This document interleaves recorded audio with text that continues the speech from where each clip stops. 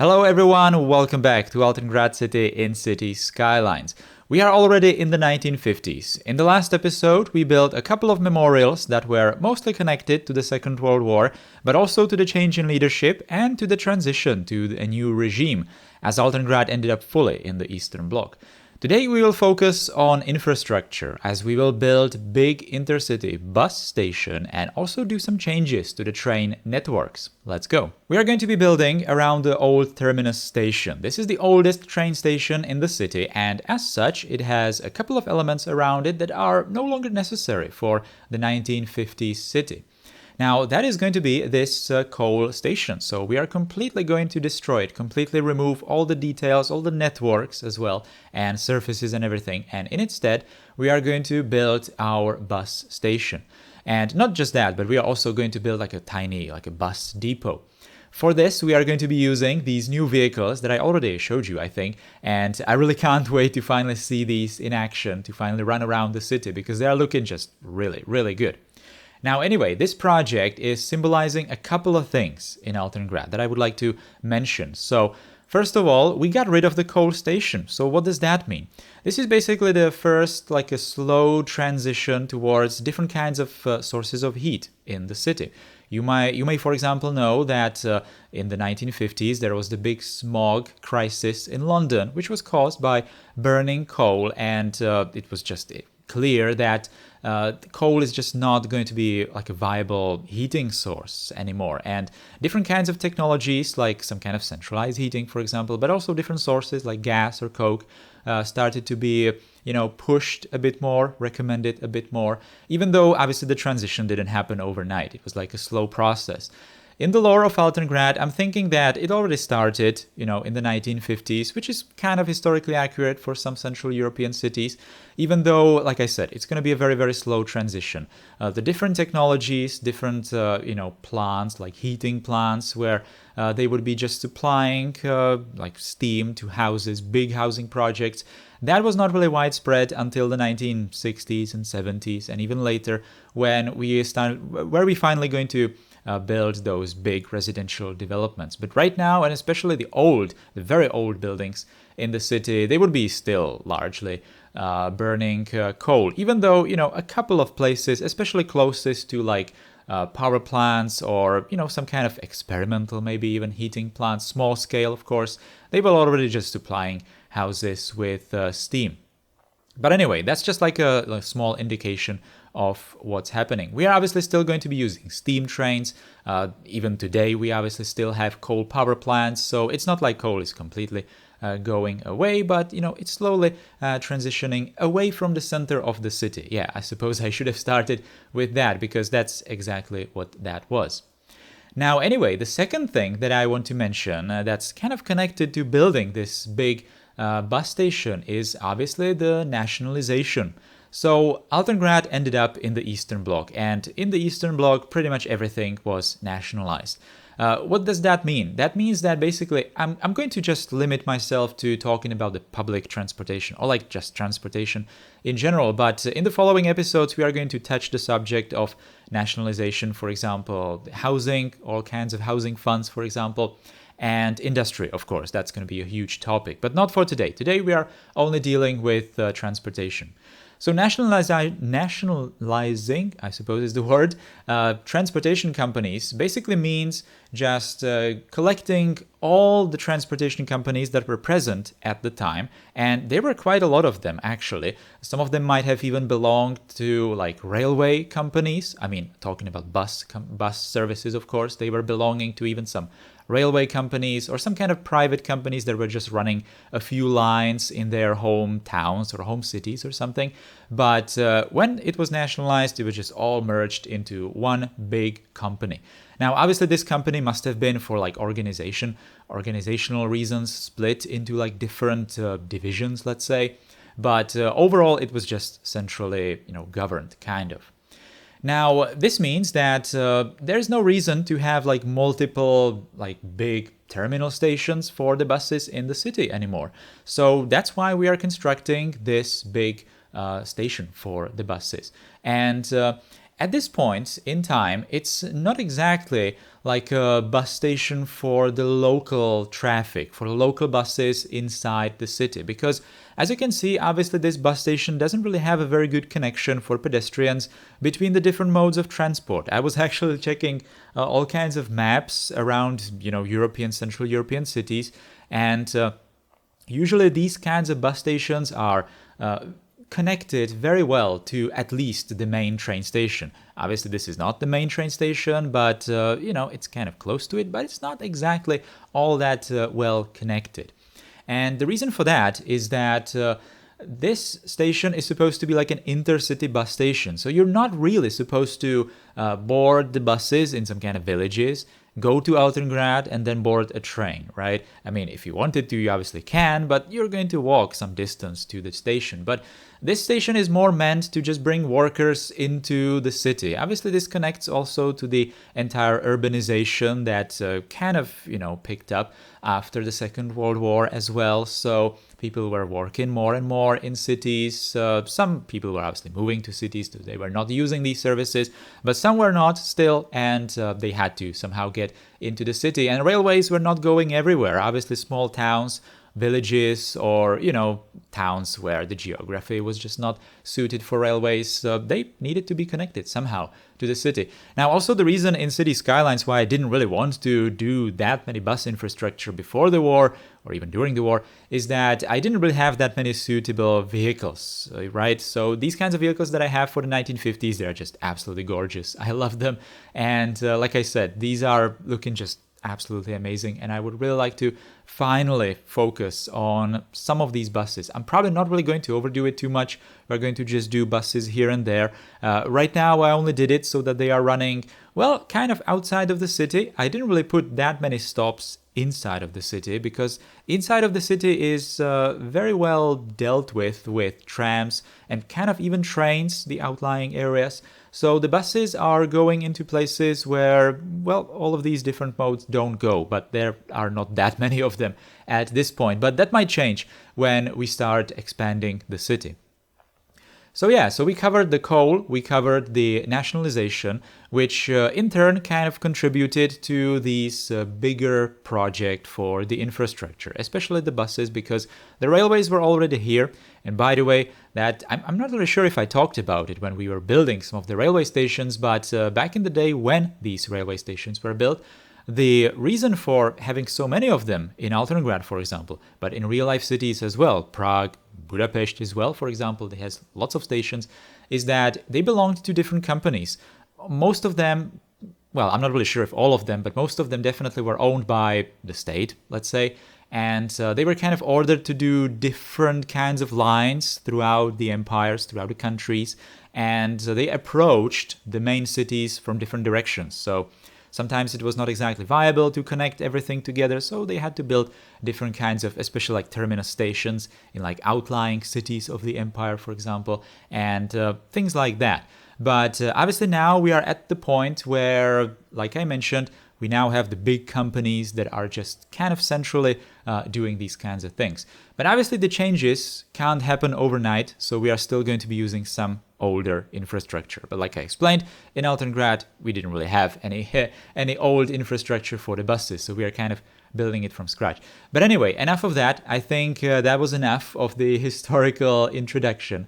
And now let's finally focus on what's actually going on here.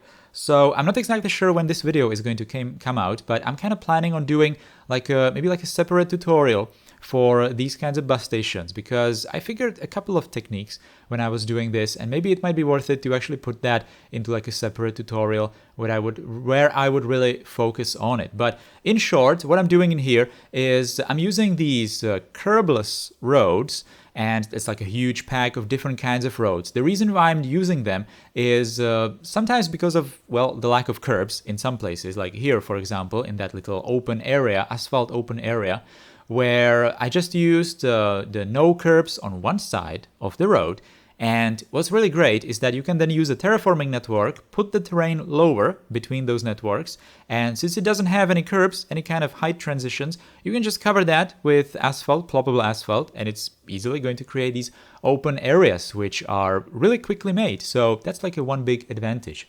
Now, another advantage, probably more important, is that I really needed to have some kind of a very bare network that is only going to have no change. Well, it's not going to have any change for the bus station or the bus stop, right? Because the vanilla roads, they're going to do those kinds of like bus bays, and the bus is going to like slightly, turn towards the bus stop, and it's kind of looking bad in city skylines because the buses never really align properly with the platform. So especially longer buses, I don't really have longer buses in here, but still, it's kind of looking bad.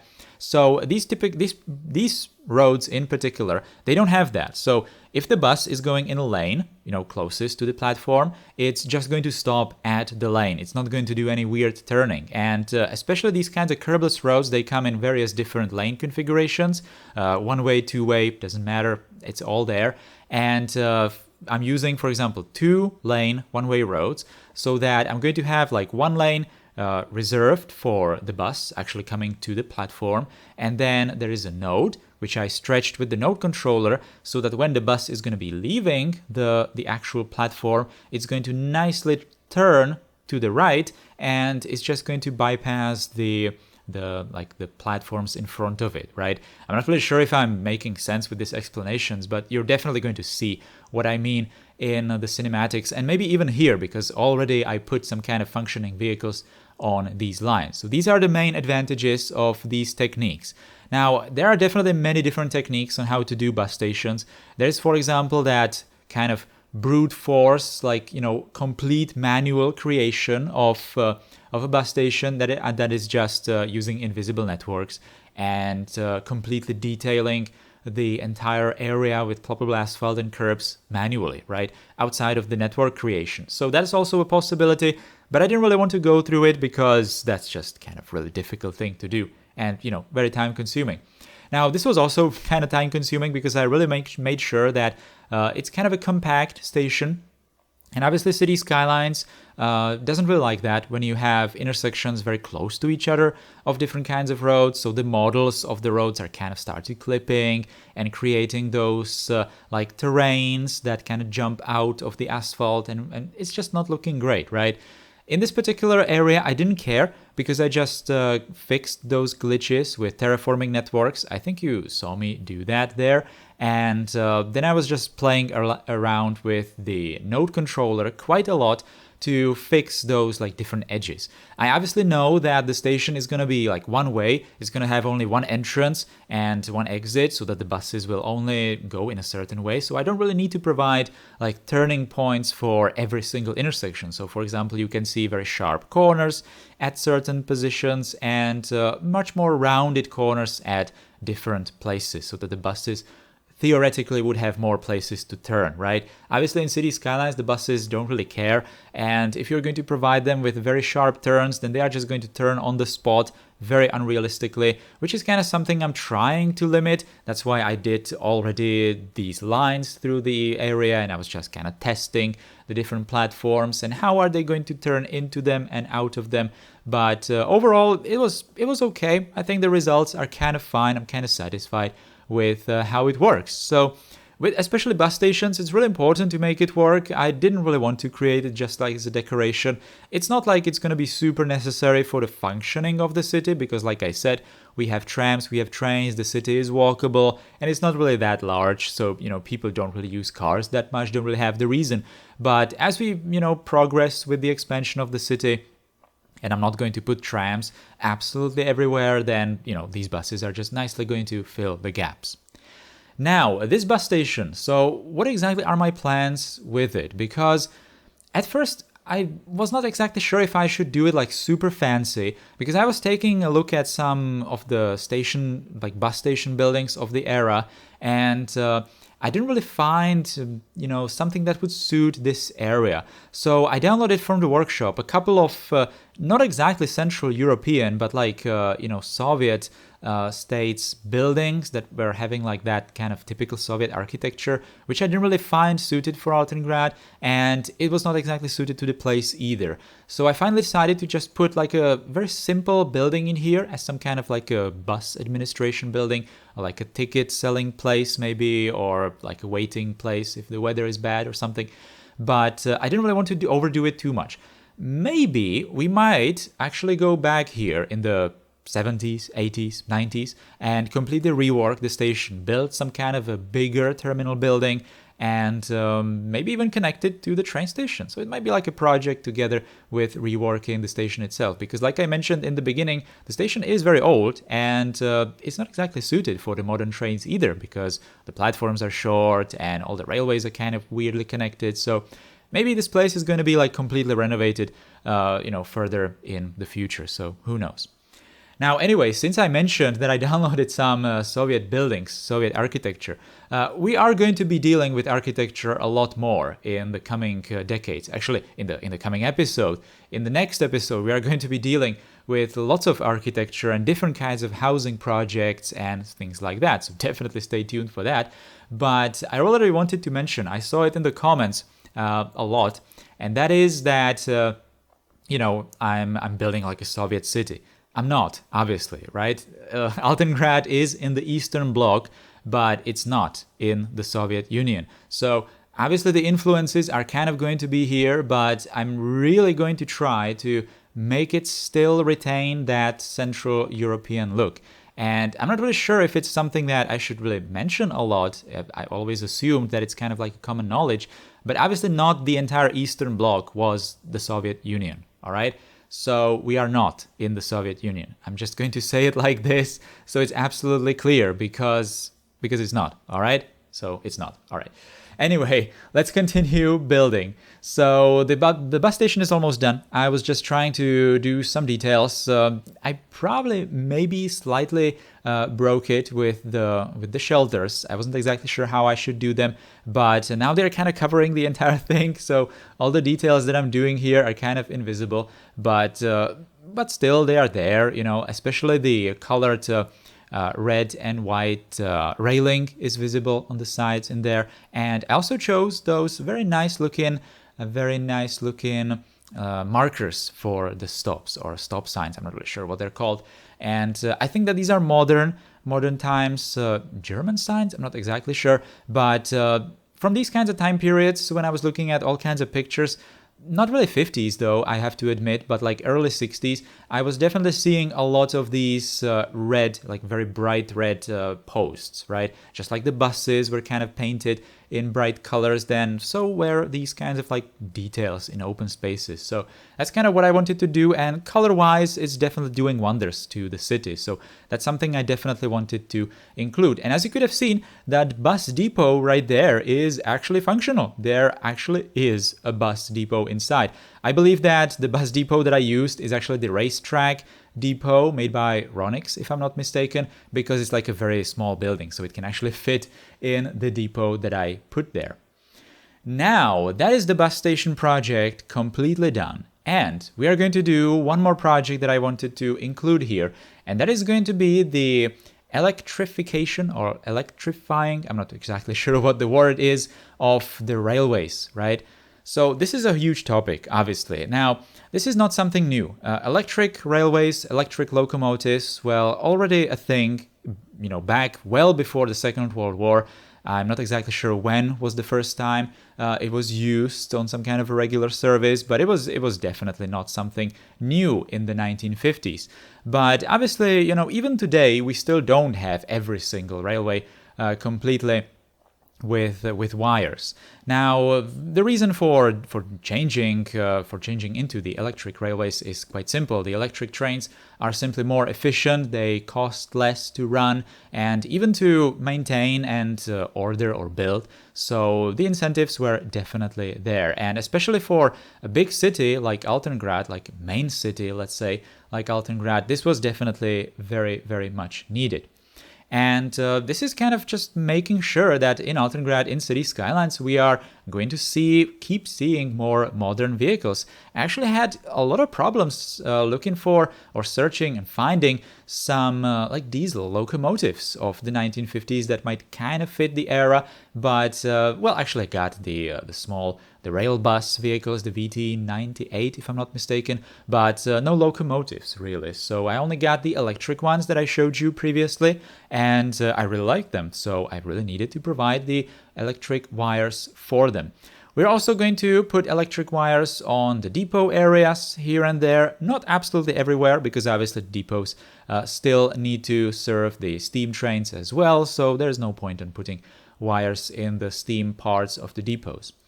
Now, the big issue in Altengrad, and this was actually kind of painful for me to discover or kind of rediscover, if you think about it, all these railways I built a really long time ago, even before, well, definitely well before the network multi-tool, but even before the node controller and, well, my knowledge or my skill of doing these kinds of railways was definitely much, much lower.